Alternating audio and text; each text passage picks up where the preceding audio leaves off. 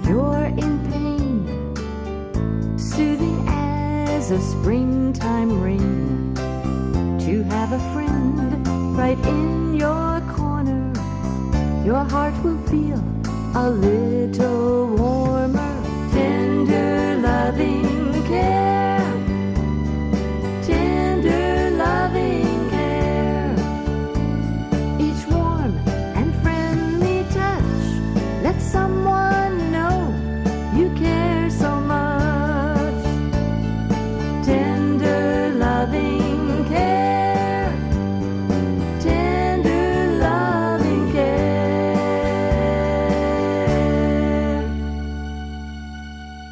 Good afternoon. I'm Dr. Greenbrier Almond. Thank you for joining us on our program, Tender Loving Care. Each week on Channel 3, I like to talk about this interface between Christianity and medicine. And tonight I'm going to be talking a little bit about leadership. And it does apply, of course, to medicine. As a doctor, we are often the leaders of the healthcare team. And of course, we have people who depend on us, our patients, and they look up to us and expect leadership qualities from us in medicine. Also, in this year, and I'm recording this in the middle of September, the 13th of September 2016, we have a presidential election. And with the presidential election, we are looking at the ones running for office for their leadership qualities. I'm not even going to talk about the political candidates per se, but I want to talk about leadership. And we want to then talk about, you fill in the blank, if you will, about the ones running for office and see what leadership skills they may have. And I'm going to use a book, as I customarily do when we talk about a topic like this. This is from Pat Williams, who's vice president of the Orlando Magic team in Orlando, and he's written a book called 21 Great Leaders, and he talks about leadership qualities. He has studied leadership for some time, and of course, as a leader of a sports franchise, he has an understanding about leadership from that standpoint, and of course has seen leadership up close as he's met people in business and academia and the political world too. So he's a great storyteller, Pat Williams is, and I guess that's what attracted me to this book, and besides the timely topic, because I like good stories about folk. And I'm going to tell a story. I'm wearing a shirt, Mickey Mouse. I'm going to tell a story about Walt Disney and his leadership style as an example, but I just want to communicate to you, if you're interested in going to the library or going online, 21 Great Leaders, Pat Williams.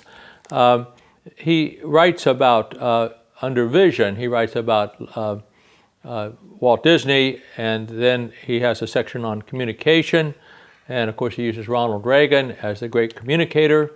And in each section he has three different people that he writes about. He writes about people skills, talks about Sam Walton of Walmart and others in that section, has a section on character, uses George Washington as an example. See, several of these people he uses as examples are presidents of the United States. He also uses Billy Graham in that section. So it has a wide variety of examples. For example, that one on character. Competency, he uses Thomas Jefferson, one of the most accomplished presidents ever. And the sixth side of leadership is boldness. For that, he talks about Rosa Parks, who would not go to the back of the bus. And she has a great, bold leader in the civil rights movement. The seventh side of leadership is a serving heart, and Mother Teresa is mentioned. And two of these 21 leaders have become saints within the church, and so there's a Christian message to this also. Mother Teresa, of course, being lately given sainthood as recognized by the Catholic Church. Abraham Lincoln, another great president, is mentioned under a serving heart. Let's try to do this maybe in two sections. so that you can get some depth to this, and then maybe this will wet your whistle to think about leadership and keep a scorecard of people, your own self. I always encouraged my patients they came to me maybe feeling inferior or feeling anxious or something negative, and to go ahead and be bold and be visionary and try to imagine what life could be, and of course people who a lot of times what a psychiatrist does as a medical doctor is encourage people, and so like being a cheerleader. So I find a book like this quite fascinating, 21 Great Leaders by Pat Williams. Let me begin then to talk a little bit about the 7 leadership characteristics that he writes about in some detail. First of all, the definition of a leader. A leader is one who knows the way, goes the way, and shows the way. Again, good communication style, good storytelling on Pat Williams' part. But John Maxwell uses this definition. A leader is one who knows the way, goes the way, and shows the way. So not everyone is a leader. We're always looking for a leader. For example, again, in this presidential election, we have an outsider, or maybe 2 people who are wanting to consider themselves outsiders because the way that we have been led in the recent past has not helped us, at least as a nation, to achieve our greatness. So a leader is one who knows the way, goes the way, and shows the way. That's what draws people to leadership. Another definition, and I spent some time on the introduction wanting to so that we understand the term. Leadership is the ability to achieve the difficult. The ability to achieve the difficult. A lot of people are dreamers. They may have daydreams, they may have possibility thinking, but can they achieve the difficult? It takes hard work. I like the quote about, I attributed, I think, to Edison, but 1% inspiration, 99% perspiration for success. It takes hard work to achieve results. Another characteristic of leadership would be challenging goals through other people. And of course, then we look to leaders to lead the charge and to challenge us. Sometimes and each time our country has been led in a presidential election, it seems like the right person has been elected. We had, after World War II, a great general, an Eisenhower, who was elected, and he had never run for office before, but he had helped us win against Nazi Germany, and so we recognized his leadership ability, and he was the man of the hour for us as a nation, recovering from the wounds of war and then going into a period of peace and prosperity in the 50s when I was growing up, and we looked to people like Eisenhower. At other times, we looked at people like Lincoln, who had lost elections, multiple elections, and then was yet a very moral man, a man of the Bible, learned to read in a log cabin in front of a fire, an open fire, and self-taught in many ways, but read the Bible perhaps more than any other president, and he was willing to lead the nation through a horrible war, over 600,000 Americans dying, and the emancipation of the slaves, blight on our society. So that's someone who can achieve the difficult and challenge us on goals that we need to have. Okay, some things can be taught. Many of the leadership skills can be taught. People are not born leaders, and that's an important thing to say, because if you are looking at this, listening to this today, and you're imagining yourself to be a leader maybe of a team, to coach young people, maybe you are holding office, political office, maybe you have a leading role in your church, your community organization. These skills that Pat Williams is talking about can be taught. So let's go through the list, and then we'll talk about Walt Disney and other examples as we go. Vision is considered the first important thing. The Bible says, where there is no vision, the people perish. I have had that proverb up on my mirror in the bathroom. Take a 3x5 card and write certain sayings up on so I can look at them every day. And I remind myself from time to time, where there is no vision, the people perish. And vision is that first task of leadership, envisioning a clear idea of what you want to achieve, then inspiring people to transform your vision into reality. So you have to have a clear idea of what you are going to achieve. And I'm not claiming outstanding leadership for myself. I mean, this is not about me, but I have appreciated that I do have a gift. Sometimes I can be walking and thinking about an idea, and this has probably happened to all of us, and as I walk, the idea in its entirety is sort of fleshed out, and I haven't written anything down, I haven't talked about it with anyone, but when I come in from my walk and exercise, I can sit down and write it out and pretty much have a vision of a problem solved, if you will, and a way out of it, and thought out entirely. And I've heard musicians tell me that sometimes they have a song that will come to them, and rather quickly they write it out, and it's written in its entirety, but it comes to them that way. We often think of visions happening like that.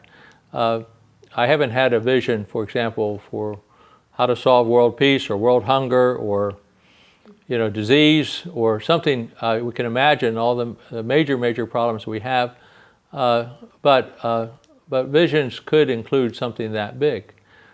Jesus certainly had his task when he came here and was God incarnate, was born of the Virgin, and fulfilled all the prophecies. But he, in his own mind, knew that he was here to obey the Father and to die for the sins, a sacrificial lamb, and then that the Father would take care of him. And he probably didn't know the details how God was going to do that, that he would rise from the dead after 3 days, but he would overcome death. He knew that. And so when the Bible said in one verse, after he'd been ministering for 3 years with his disciples and others going around the Galilee area, he knew he had to go to Rome, that prophets would be killed in Rome, and he set his face like a flint. He knew what he had to do. There was no turning back, no altering of the vision, and he carried it through. And on the cross he said, "It is finished." I mean, that's a complete idea of a vision to me, what Jesus did. But we'll talk about Walt Disney and other people here as we go along. Another trait of a leader would be the communication skills. A leader has to be able to communicate the vision to a team or an organization. Communication skills are essential for leadership. Not everyone has the same set of communication skills, but I am inspired to this day, and it probably was the era when I was just an early teen, when John F. Kennedy was President of the United States.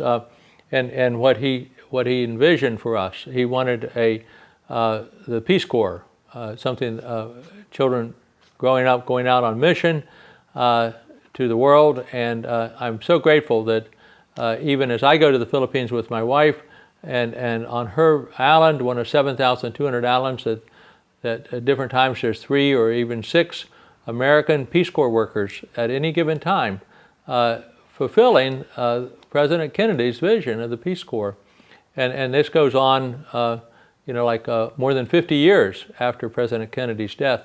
So the vision continues, but it was enumerated, it was communicated in a clear way, at least in my mind when I was a young man, by President Kennedy, and I think it touched many other people. And ask not what our nation can do for us, but ask what we can do for our nation. And communication is a big part of that. Again, we'll look at how Walt Disney did it here in a few minutes. People skills. People of various. No one can be a leader, I guess, in a vacuum without being out with people. Great leaders have people skills and help them people feel confident, energized, motivated.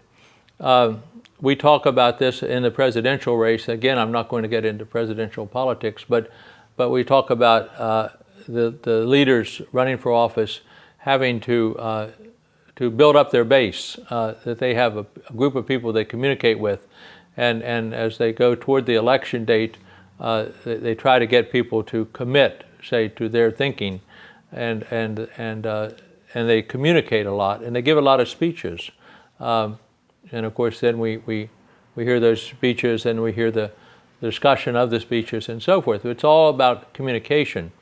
And of course, the one who doesn't win the election will then be analyzed as probably not being able to communicate as well, or not get their message across.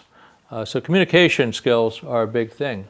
Again, these things can be taught. The Greeks, when there was a question about education and what we're going to include in the curriculum of an education, speech came up, how to give a speech. And the Greeks reasoned through their philosophy that was not a good idea. You could teach someone to give a good speech, and they could convince people of things that they should not be convinced about. And I suppose that's what advertising is all about. If we should not eat too much sugar in our diet, Americans consume over 100 pounds of sugar a year. We don't need to eat this much sugar, but we're convinced, aren't we, by the advertisements we watch. A young couple enjoying their time with their children, and they're eating something sweet. I mean, like that. It's or smoking a cigarette or something that's contrary to good health. We're being convinced through communication skills of things we need not be convinced about. Of another trait would be people skills, and I mentioned that. I started talking about that one. That it's vital for us to have some ways to relate to people. I think that I watch with interest ministers and ministries, and I think that I can tell from a pastor's message when someone will say that he's speaking to me today when he's talking about a Bible verse or a concept, and people know that the minister is relating to them. Or, of course, the people skills come out in coaches who motivate their teams to play hard and win. A fourth characteristic is character. Good character is essential for trust. Again, not to get into the ways of the politicians today, but trust is one of those issues that is talked a great deal about in this election cycle. And perhaps both candidates, the major parties, are having trouble with a trust issue. But it's a part of leadership to engender trust, to get people to trust you. People will decide whether or not to follow someone based upon trust. It hit me about maybe halfway through, about 20 years into practicing medicine, when people were coming to me for help. And then I kept trying to think about this the rest of my 22, 23 years of practicing medicine. But why are people coming to see me as a doctor? Why do people go to a doctor? And of course, in part, is to get a diagnosis, or to get a diagnosis confirmed, because people generally have an idea that something's wrong with them. And we are taught as doctors to listen to our patients. In fact, we were taught in physical diagnosis in medical school to very, very carefully listen to our patient. And our dean of our medical school, Dr. Sleeth, said one day, he said, 99% of the time, if you listen, the patient will tell you exactly what is wrong. He said the other 1% or a few percents of the time, you will never know what's wrong. You cannot figure it out, even if you ordered every test in the book. I mean, a total body scan and every lab test that could be ordered. If the patient has not disclosed it and the doctor has not listened well, the diagnosis will be elusive. But one of the reasons, of course, then people come to a doctor is to get a diagnosis and get confirmation about what may be wrong with them. Steve Jobs is one of the leaders mentioned here, and I'll just use his example here. He would not believe he had cancer. And he had a type of cancer that could have been treated if it had been attacked surgically and removed when the diagnosis was made. But he waited 9 months longer, doing all sorts of other things in denial that he had cancer. And finally, whenever he accepted the possibility that he would need a liver transplant, the cancer had already spread and he died. And it's a tragedy because of his leadership to Apple and his vision of how we use computers and so forth. All that was lost. But he was not willing to trust either his doctors or his own best judgment about things like that. But when people come to a doctor, what my conclusion 20 years into my practice was that the only thing I have to offer is my trust, that they trust me, and then when I say you have something wrong and this is what it is, and I give them a diagnosis, and I say this is the treatment, this is what we need to do, and they trust me to let me carry it out or refer them to someone who will carry out the treatment. That's what I have to offer. Without trust, they should just go someplace else, actually, until they get someone they can trust. So this idea of character and trust is vital to leadership. A fifth characteristic is competency. People are willing to be led by those who are proven competent. We have various ways that we confirm this or judge this in medicine. One of those is board certification. If a doctor has gone through his basic education to become a doctor, and then he has taken specialty training for a number of years, and at the end of that time, then he takes a test and he passes that specialty test, then he is board certified. And then, of course, as longer he practices, there's recertification tests and other things that happen. Same thing happening in education. When people get the education degree, then they may get a master's degree, they may get a doctorate degree, and they keep up with their field. They are proving themselves competent to lead others and to do what they say they can do. The word competence encompasses the word compete. So competent people are competitive. And I actually, in different times in my own life, I've used myself as an example here, considered myself one of the most competitive people that I knew. I always wanted to win. I always wanted to think big. My children picked up on that early on. We wanted to see the Grand Canyon, the greatest canyon in the world. We wanted to climb the tallest mountain that we could climb. We wanted to see the ocean, the Pacific Ocean, the largest ocean there is, and go to the Niagara Falls, the greatest falls there is, and so forth. It was a matter of being competitive to experience these things. At one point, we set up a goal to visit every state in the Union. It's not necessary to visit every state in the Union to be a complete person, but that became a goal. It's a competitive thing that we did, and we finally achieved it. And it felt good. But competency and being competitive go together, and they're part of leadership. Boldness is another one of these, and it's a form of courage.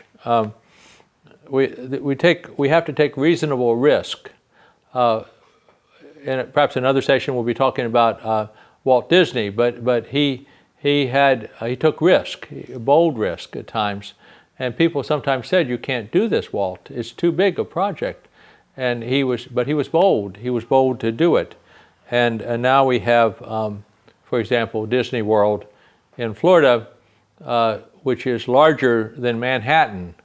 I mean, he went down there in an orange grove and bought up more land than there is in Manhattan Island in New York City, one of the greatest cities of the world, and started from scratch and built Disney World and the whole complex there, Epcot and other things that we now know it's the greatest draw, at least for entertainment in the world. People from all over the world come there to Orlando to be at Disney World. But very bold in his outlook.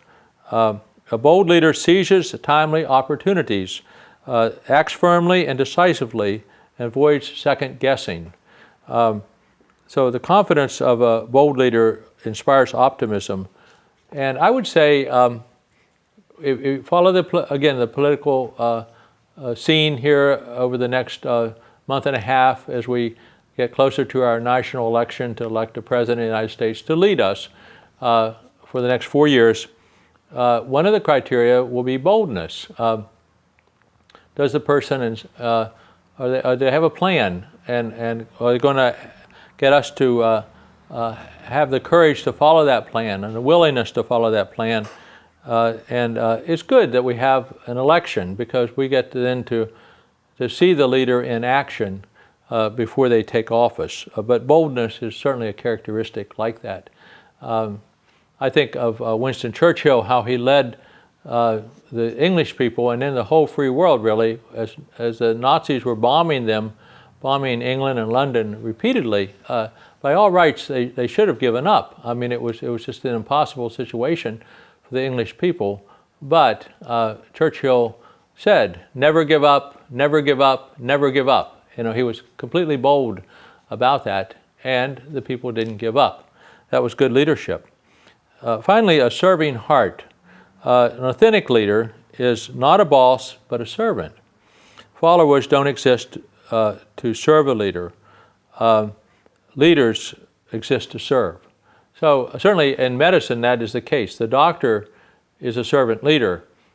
He treats a person when they're sick. He is called by a mother to come to take care of a child. The mother trusts the doctor can do something, and he's there as a servant. Whether it's early in the morning, whether it's a Saturday night, these things don't matter because he's a servant. He's there to help out in a crisis. And I often, again, over the years thought, well, what do I do? What am I offering to people? And I kept thinking about that. I'm there to help them manage their emergency. Whatever the crisis they have, then they have entrusted me to manage that and to be there as a serving person. And of course, we don't abandon our patients. We can't. That would not be a servant, would it? We don't have a choice once we make that contractual arrangement. It's even greatly debated when a doctor gets, and most of our doctors in West Virginia, by the way, are getting close to retirement. It's a crisis in the making. We have an older population of doctors in the state. We have an older population of citizens in the state. So many of the doctors are over 55, so they're ready to retire, optionally almost any time. But what kind of notice do they give if they want to stop? Well, the minimum would be like 30 days. I remember my father, who was a great servant leader, and he was practicing medicine at age 75. And we were sitting down to have lunch one day, and he said to me, I don't think a 75-year-old man should be practicing medicine. His assessment of his own ability, maybe, but he'd been thinking about it for some time, and I said, well, Dad, you better give 30 days notice at least, because you're going to break a lot of hearts when you stop. And he did. He gave 30 days notice, and people have come up to me for years now, grateful for what he did, but missing him and wishing he were still practicing, having a serving heart. Well, there's going to be a lot more to talk about leadership. I wanted to use this book, 21 Great Leaders by Pat Williams, as a way to discuss not just the political arena, but also the servant of Jesus Christ who is Lord of Lords, but also serves us, and we remember him daily in our prayers and continues to serve us as a living Lord. But also then we can think of other leaders, and next time we'll talk about Walt Disney in particular. So until the next time, this is Dr. Greenbrier Almond thanking you for joining us on our program, Tender Loving Care. A special thanks to Channel 3 for this opportunity to come your way each week.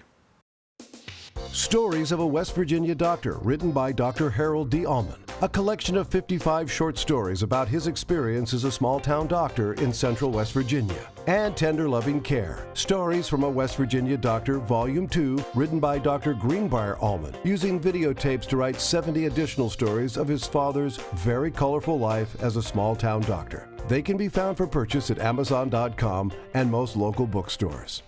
Tune into Channel 3 Buckhannon for Tender Loving Care with Dr. Greenbrier Almond, where he talks about the connection between Christianity and medicine.